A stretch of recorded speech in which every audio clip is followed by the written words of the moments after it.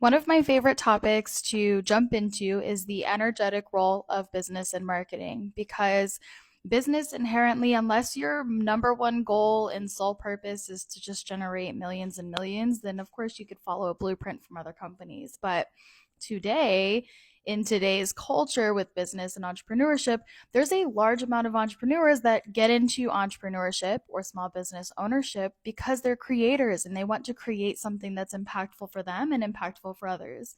And of course, if we make money, then booyah, right? Like that's the end goal. But even deeper than the end goal being revenue, there's something about it that is triggered by the need to make an impact, to have self fulfillment. It's a very energetic process and something that I underestimated being a business owner and also a newer mother.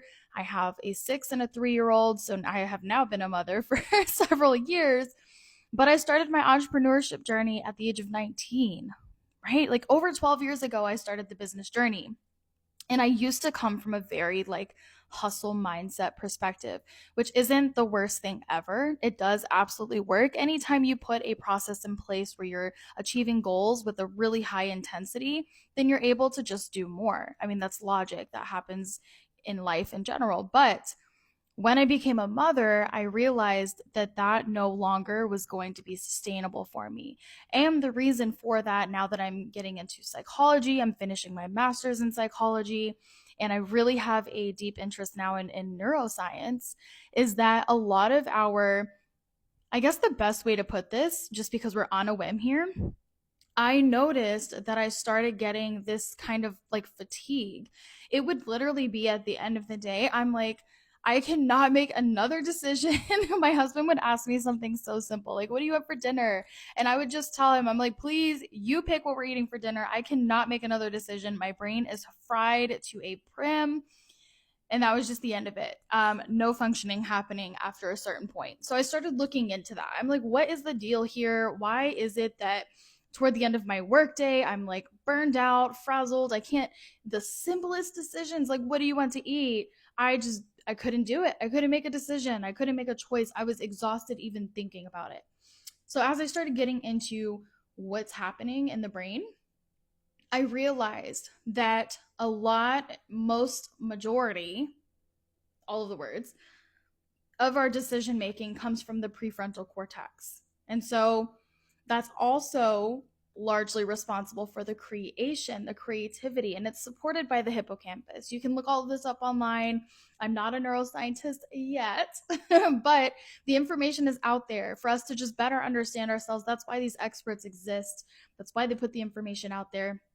I learned through this genuine curiosity of what the heck was happening to me that my creativity in my business creation, creating goals, creating ideas, was also pulling from the same part of my brain that the decision making part of me needed. So, as a parent, we make 1,000 decisions a day. As a business owner, it's the same thing. And so I literally was just reaching my capacity for making decisions.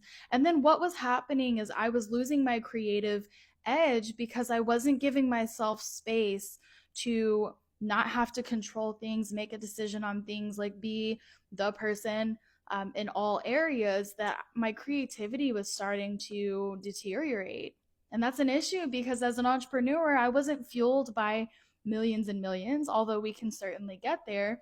I was fueled by the fun and the excitement and the self fulfillment and the impact that my ideas were having on other people, or what I had hoped, it would have on other people long term. So, very interesting. If you're a mom and you're also a small business owner, I see you, I feel you, I hear you. We are out here doing the dang thing, but there is a very real need to sometimes switch or pivot our cadence. And I learned that when I had to move from the hustle culture, which is only one way of doing things, it is not the only way, I promise, into more of a soft entrepreneurship style. Now, I made that decision because for me, it was more important to have time with my family and my kids and make sure that I had a very active role in raising them. We've done homeschooling, we've done all of the things, but I just did not want to let go of my part in having a business. I absolutely love it, but I also love my little ones. And so I had to make a serious choice to pivot how I do business. And that is how I really stumbled into now what I speak on, which is the energetic role of business and even marketing, and how we can do that in sustainable ways for where we are right now. There's always more than one way to do something.